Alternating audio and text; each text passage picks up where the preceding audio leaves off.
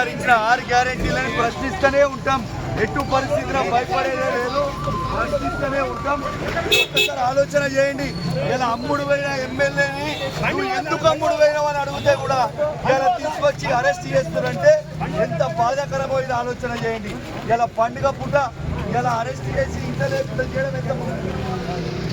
ఇట్లాంటి అక్రమ అరెస్ట్ కి ఎటు పరిస్థితిలో భయపడేది లేదు. ఖచ్చితంగా ఇలా ప్రజల పక్షాన ఖచ్చితంగా నిలబడతాం, ప్రజల కోసం నిలబడతాం. వాళ్ళు ఎన్ని ఇబ్బందులు పెట్టినా మేము.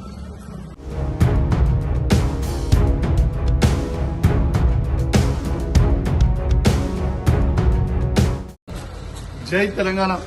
ఎటు పరిస్థితుల్లో ఇట్లాంటి అక్రమ అరెస్టులకి భయపడేది లేదు. ఖచ్చితంగా రేవంత్ రెడ్డి గారిని ప్రశ్నిస్తూనే ఉంటాం, ఖచ్చితంగా అడుగుతూనే ఉంటాం. ఎటు పరిస్థితిలా భయపడే